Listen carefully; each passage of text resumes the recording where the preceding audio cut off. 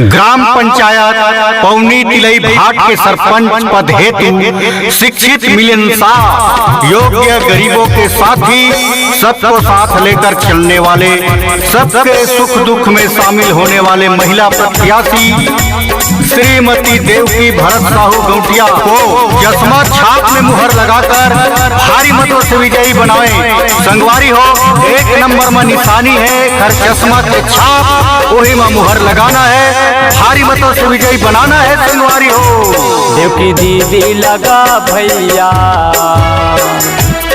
सरपंच बनाना है, चश्मा छापे में वो दीदी मुहर लगाना है।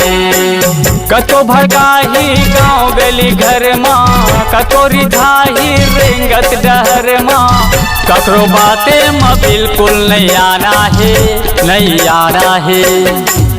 विकास करे बरगा भैया मेरा मुखिया बनाना है, जुर मिल के वो दीदी इला जिताना है।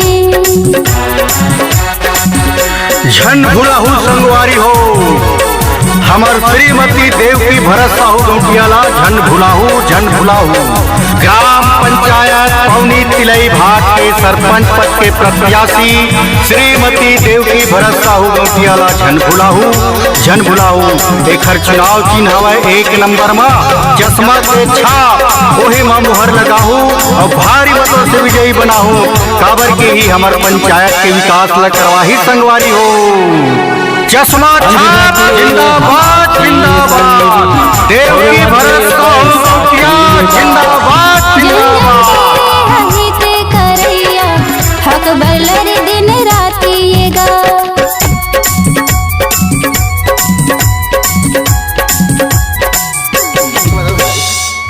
अंधरा के ये आँखी ये संगी, थोरवा के बैसाखी ये गा, जन जन के ये हित करैया हक बलर दिन राती ये गा, जन जन के ये हित करैया हक बलर दिन राती ये गा।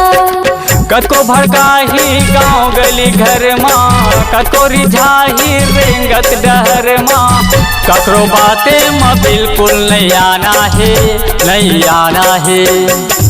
विकास करे बरगा भैया एला मुखिया बनाना है, जुर मिल के वो दीदी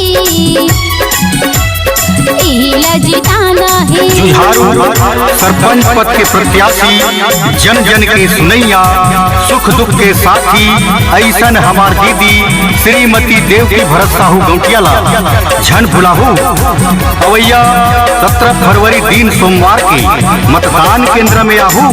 1 नंबर में निशानी है, चश्मा के छाप वही में मुहर लगाहू और भारी बहुमत से विजयी बनाहू। संगवारी हूँ, काबर के ही हमार पंचायत के विकास ला करवाही। संगवारी हो, चश्मा छाप जिंदाबाद जिंदाबाद, देवकी भरत साहू जिंदाबाद जिंदाबाद।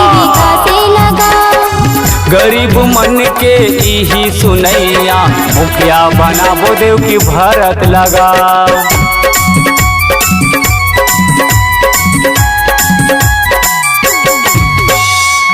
हिला जुर्मिल जिताना है संगी, यही कराही विकास लगा।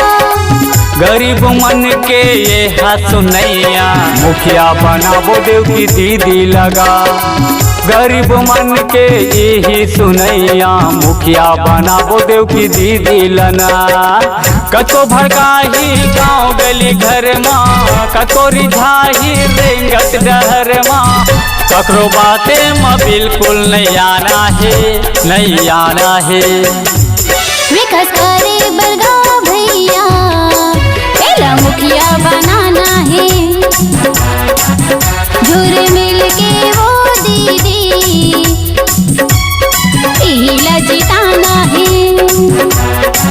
हमर देवकी दीदी लगा सरपंच बनाना है,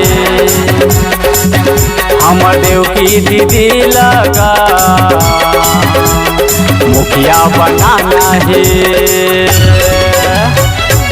ग्राम पंचायत पौनी टिलाई भाट के जम्मो मतदाता भाई बहनी, दाई दीदी, काका काकी, मामा मामी, बुआ फूफा और जम्मो सियान मनला हमार देवकी भरत साहू गौटिया के तरफ ली जय जोहार सादर नमस्कार है। संगवारी हो हमार पंचायत के विकास करे खातिर बर हमार दीदी देवकी भरत साहू गौटिया अब ठान ले हवै हमार पंचायत में नाली निर्माण करवाही, सीसी रोड बनवाही, नल जल योजना और एकल बत्ती कनेक्शन घरों घर लगवाही, मुक्ति धाम निर्माण करवाही, रंगमंच बनवाही, गरीब मन के राशन कार्ड बनवाही और विधवा मन ला निराश्रित पेंशन देवाही। सरकार के जम्मो योजना के लाभ आप सब झन ला पूरा देवाही।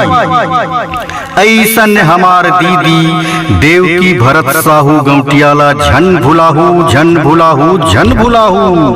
अवैया 17 फरवरी दिन सोमवार के मतदान केंद्र में आहू। 1 नंबर में चिन्हा है संगवारी हो चश्मा के छाप, वही में मोहर लगा के भारी बहुमत से विजयी बनाहू। चश्मा छाप जिंदाबाद जिंदाबाद। देवकी भरत साहू गौटिया